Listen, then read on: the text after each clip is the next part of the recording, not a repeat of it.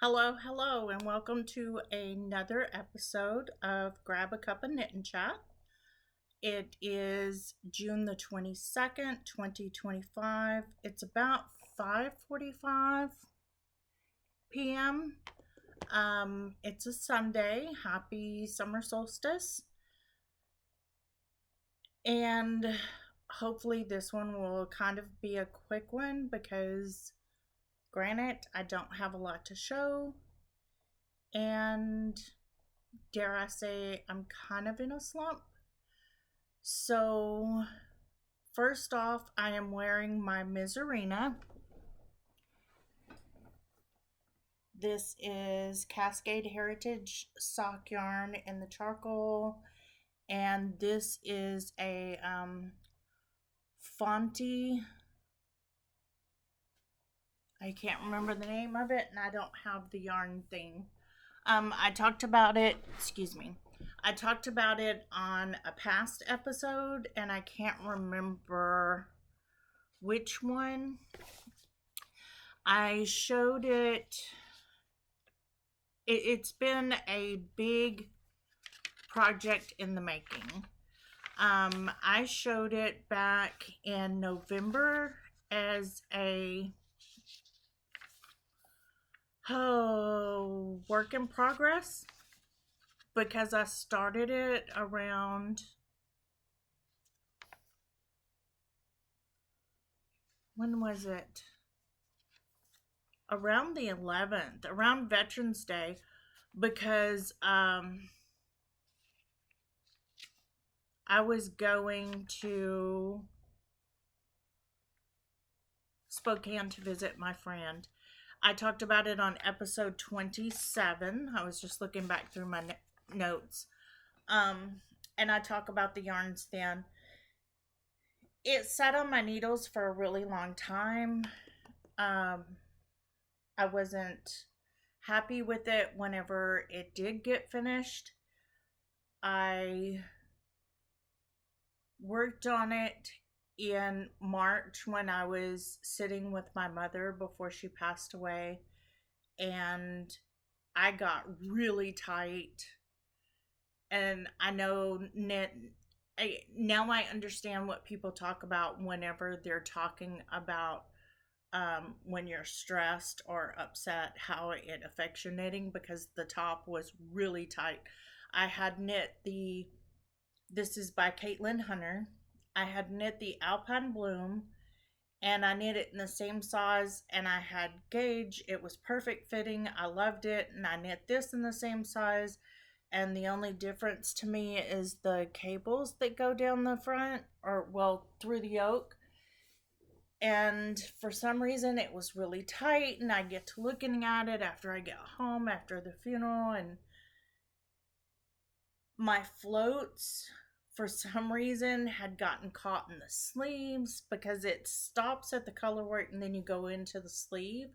And somehow when I started the sleeve, I caught my floats and I had to do some like float surgery there. But I redid the sleeves. I put it on and I was not very happy with it at all. I was so disgusted with it. And now I've put it on after a little time has went by, and it's comfortable. It's perfect. I don't know what happened. I guess because of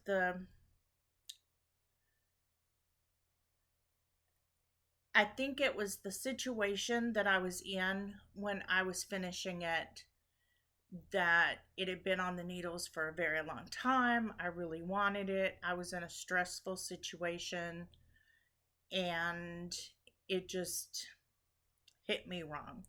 And today when I put it on, it's comfortable, it's nice, and I'm in love with it again. So that's my Mizarina by Caitlin Hunter. Finally finished, finally wearing it, finally comfortable with it, and I'm good. This weekend, oh my gosh, the past 2 weeks has been just kind of odd, awful type. I mentioned before that I was switching offices. I didn't switch companies. I work at the same place. I do the same job. I just work in a different office. So it allows me about 15 to 20 minutes um, has been knocked off of my drive time in the mornings and then again in the evenings. So it's given me a little bit of leeway there. I'm still leaving at the same time in the mornings. So I'm taking that 15 to 20 minutes, and before I go to the office, I'm taking a walk. And that seems to be really good for me. And because I work a 410 schedule, um, it kind of helps me through. So I take that walk in the morning. That's a good way to start my day. I go into the office. I don't have a caseload yet. I'm just getting used to the office dynamics. I'm getting used to the people, the environment. I've finally got my office set up. We have cubicles. So I have all of my comfy stuff that I had in my old cubicle is now in there. Everything's doing great. And I'm just kind of stuck because I'm waiting. So it's been a little bit weird. And this past Thursday was June the 19th. So that was a holiday. And because I have Fridays off, I had gotten a 4-day weekend.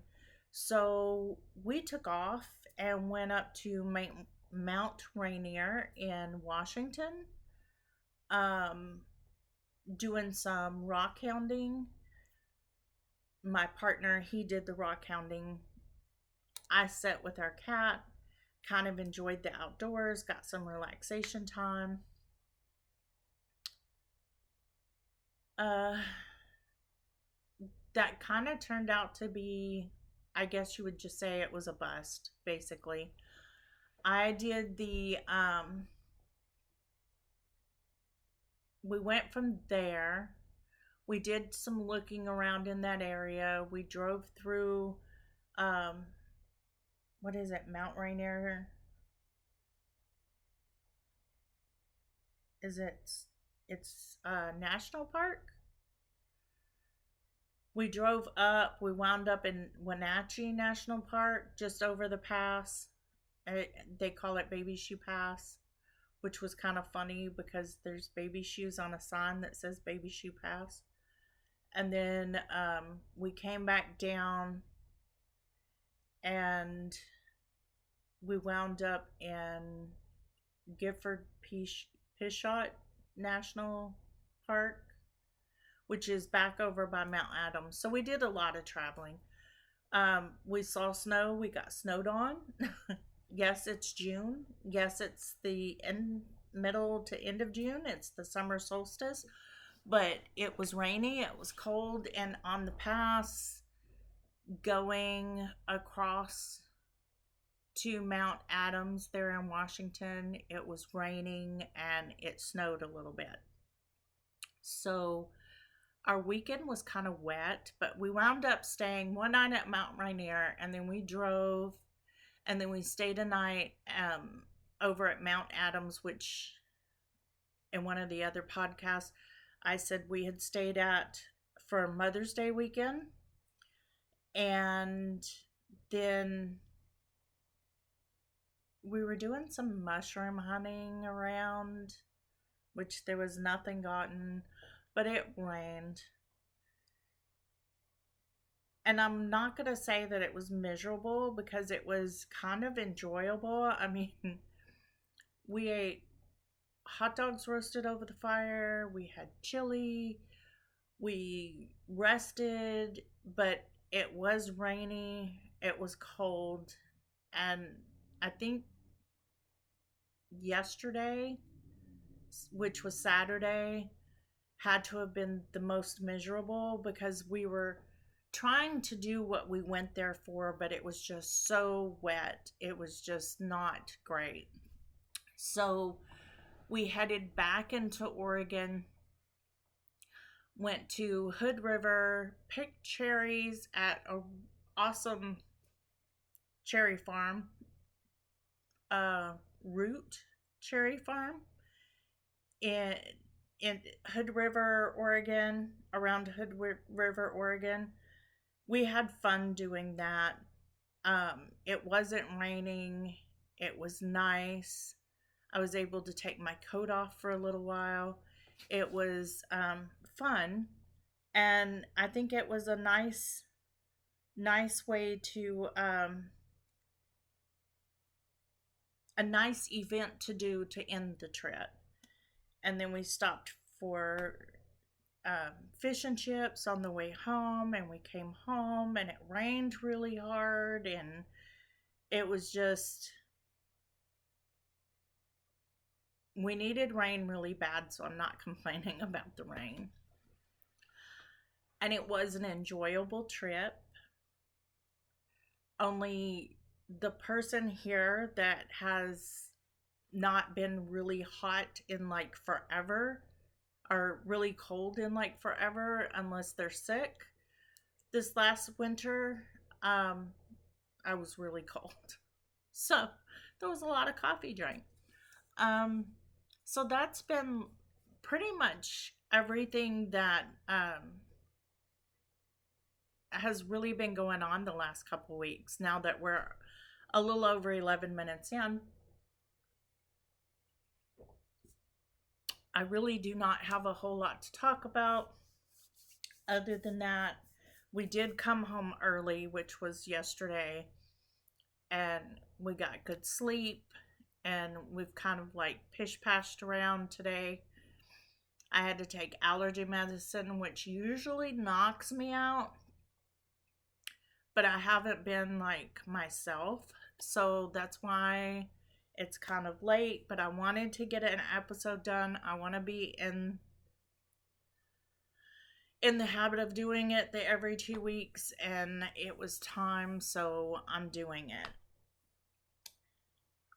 As far as projects go, I have lots of projects on the needles as usual. I'm not doing a whole lot. I'm kind of in a little bit of a slump. I have up to day 14 of June done on my temperature tree cross stitch. I'm looking at it right here. And I don't have the temperatures from the 15th till today written down, so I've got to do that. I do have the branch filled in, so all I have to do is the leaves, which is not going to be so bad. I guess I'll just show you what I'm doing.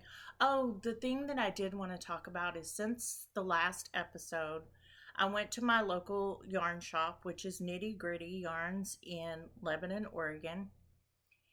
And Mo and I were talking, Maureen is the owner's name. We were talking, and I was talking about my Duetee from Fairytale Fibers. Yeah. I think that's it. Sorry. Let's see. Of course, I'm not prepared because I second guessed myself as soon as I said who it was by. But it is the Duetee. It's in the last couple of episodes listed the link for it. I'm working on it. I've been working on it. And it's just irritating me because it was so big. And I think that's why I really was kind of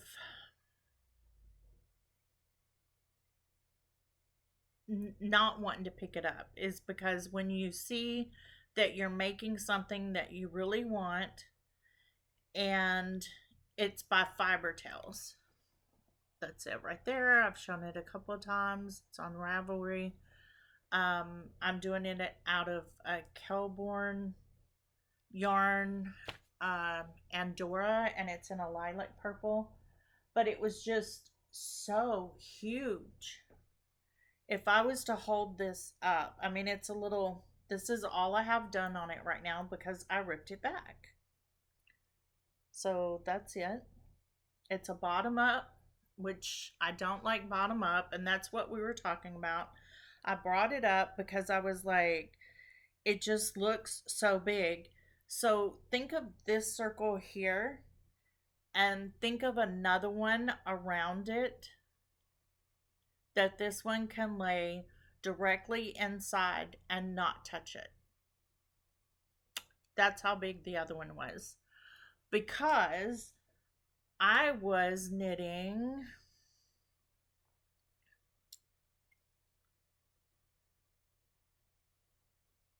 either the 4XL or the 5XL.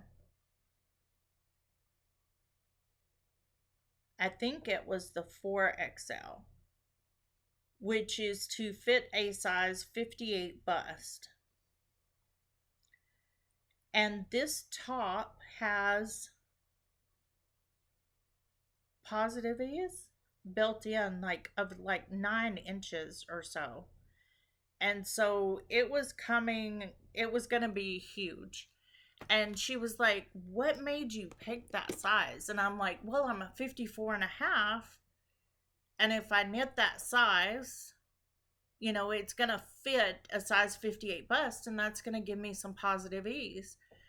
And she's like, well, number one, I don't think you should knit that size. So we wound up measuring. She measured me, and I have it on my notes of my bust size is actually a 50.5 and not a 54.5. So a 54 bust size would give me plenty of ease for, like she said, any top. Just whatever the finished bust size is going to be closest to that 54 would be a perfect fit for me, because from seeing me and what I make and what I wear, that's the type ease I like. And I was like, how did I get to a 54 and a half sized bust when I measure myself? So number one, the trick is do not measure yourself, because you're having to put it around your bust and you're having to look down and you're moving around, and so that adjusts your size. It's best to have someone measure for you. And she said I was measuring in the wrong spot, which I'm like, okay. But I came home and I'm looking at it and I'm like, okay, so my hips are not that large either, because I like my tops to be longer. So this Miserina here, you can't really see, is longer than what they call for. So it's like right at my belly button in the front, and it's a little bit longer in the back. But I like my tops to come down past my belly button, almost to the top of my hips. So I knit them longer because of that. So instead of knitting whatever it says for my size from the armhole down, it may say knit 9 inches or something. I knit 12. So I'm always adding. So long story short, she measured me. I restarted the Duetee, and this is as far as I've gotten, because I thought I could come home and just look at the next size down, because we looked at it together. I went the next size down, and I could just leave it that width where it was. I had 6 inches knit, 6.5 inches, and then just decrease down. And I get to looking at it and I'm like, I started over. I just started over because I didn't want to have to try to even out the decreases. And how often should I decrease? How fast should I decrease? And give myself that A-line look. And I didn't know. I'm like, she didn't put that in the pattern. I don't want it to look like that. So that's been ripped out, rewound, restarted. That's as far as I've gotten. That's the Duetee by Fibertales. Excuse me. Next is, what else have I been working on? Not a lot. I've also been dropping everything I touched today. I've been working on these socks. I think I've shown them before. It's just, but that looks great. This is some yarn that I had in stash. The last time I shown them, this one was on the heel flap. Well, now the second one is on the heel flap. Pop of color. I cast on and did 1 round, and then probably 24 rounds of pink or 20 rounds of pink. I can't remember. These are going to be shorties. So it looks like I've done 10, 20, 30 rounds for the leg. And then I did the heel flap and gusset. These look extremely long. And no, I haven't woven in my ends yet because I wait until I get them both done because I'm a little irritated with the sock. Okay. So I don't normally do heel flap and gusset. I normally do an afterthought heel, but I'm trying to do heel flap and gusset. And the last one that I did it in the same yarn. This time I wanted to change the yarn, and I did the heel flap and I did the heel turn, and then I picked it up with the main yarn for the gusset. I've seen that done, but I'm not a fan of the look because that looks huge. So I did my normal 60 round foot after the gusset, 5 rounds of plain stockinette, and then I did my wedge toe down to 12, and then I Kitchenered. I just don't like the look of it. And that's it. That's all. But there they are. The next thing that I'm doing is this is Woolen Zanosh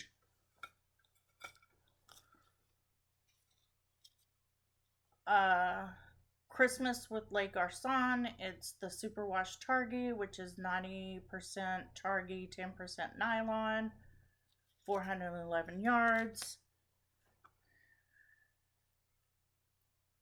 I tried to do the coffee talk pattern. I didn't like the coffee talk pattern on this pair of socks because the stripes were just not looking pretty. So I just did it. So this is the mini that came with it. I've got 60 rounds in the leg. I've got it marked here for an afterthought heel. You can't really see that marker, but there's my markers for the afterthought heel. And then I'm going to do a 60 round foot, and then I'll do 5 rounds, and then my wedge toe. And I'm not sure if I'm going to keep it in stripe for the toe and just do the heel in the contrast color, or if I'm going to do the contrast color on the toe as well. The other one I already have.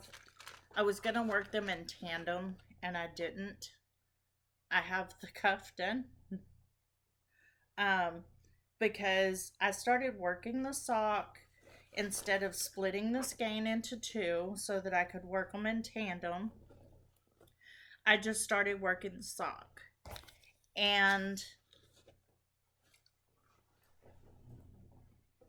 this sock here, I was working in tandem and I was doing one from the outside and one from the inside, and it just got too weird because I just started doing it like that without splitting it, and I was like, why do I need to split the skeins? Well, it's yarn tangles. See, that's why you want to split the skein. I'm kind of rushing through those because that's pretty much all I did.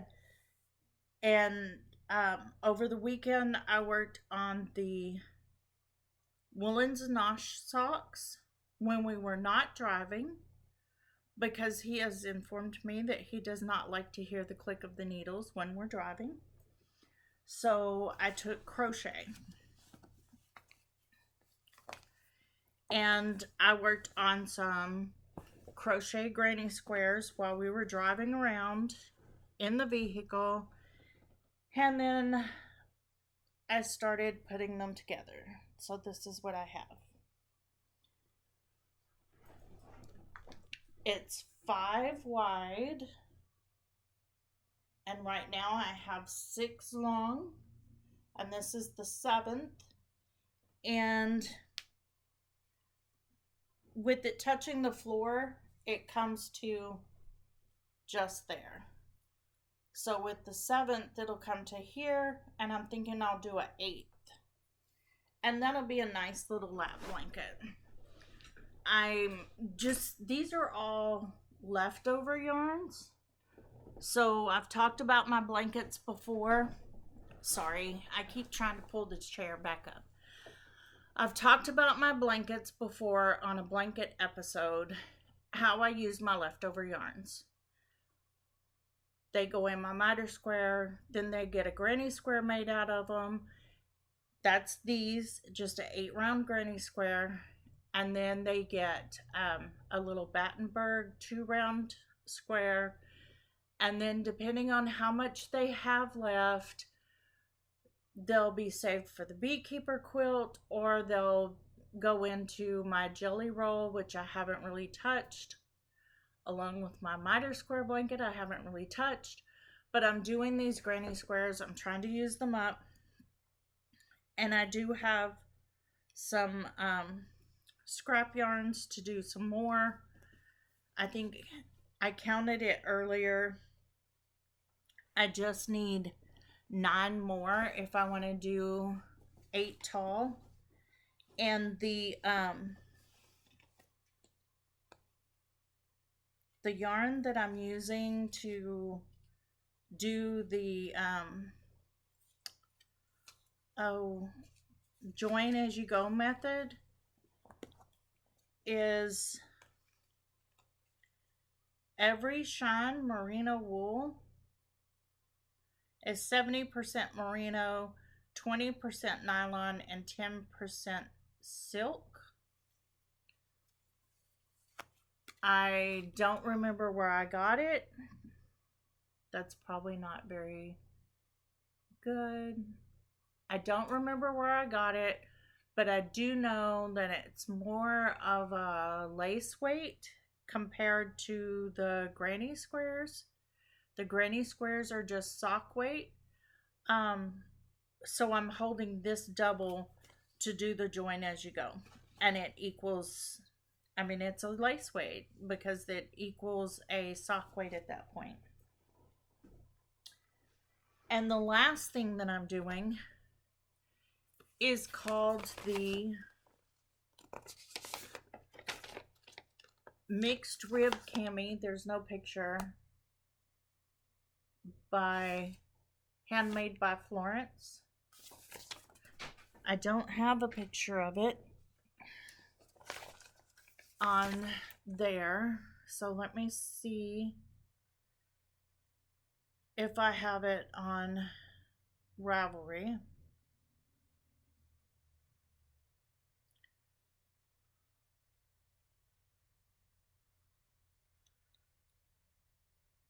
This is it on Ravelry. It is a wide, what do they say?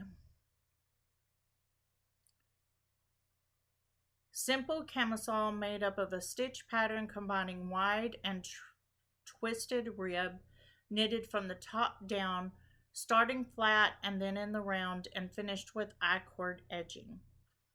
This one I am doing the size G, and everything is in centimeters. It's all in metrics, so I have no idea what that is in US. It's 135 centimeters.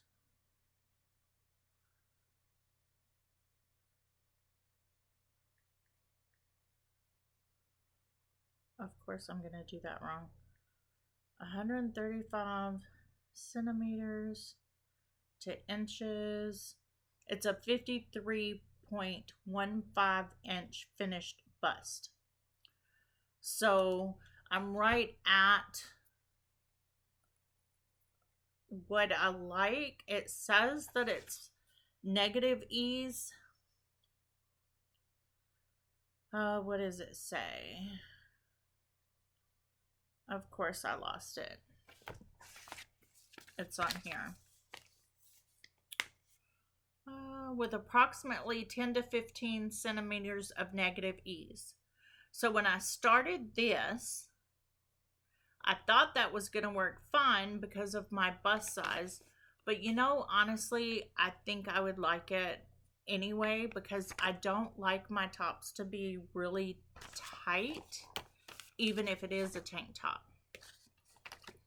or a camisole. But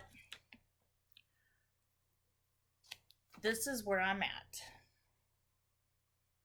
Oops. Of course you're going to be silly. I have all of the stitch markers because that tells me the stitch pattern. That way if I think I mess up, because I did a couple of times, I can go back and see where. This is the front. That's all I've gotten done. This is the back. I love this yarn. I'm doing it in Lang J-Wool. It's a cotton stretchy wool. It's in color P-tie, 906.0022. 45% wool, 35% cotton, 13% nylon, and 7% polyester. And honestly, it does have a stretch. You can see it there, but that's also the stitch. But I wish you could see it here. Look at that stretch. It's almost like elastic. So I think it's going to be comfortable. Will it be ready to wear by the end of summer? Not sure, because guess what? I can sit and do, it's not a hard stitch pattern, but it is working in the flat. I'm slower working in the flat. And honestly, y'all, the reason I'm talking so fast is because I'm not excited about any of my knits right now. Having to restart the Duetee, looking at the socks that I did the heel flap and turn in a different color, and it makes my socks look so huge, even though they fit just like all my other pairs of socks. I had to put it on to make sure that I didn't mess that up. Working on the other socks, working on the granny square blanket. That's kind of exciting because that can be done in a couple of days. So hopefully next time that'll be finished.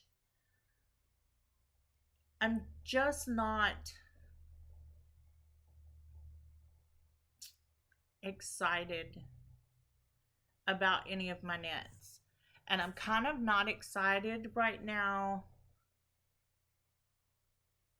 anyway.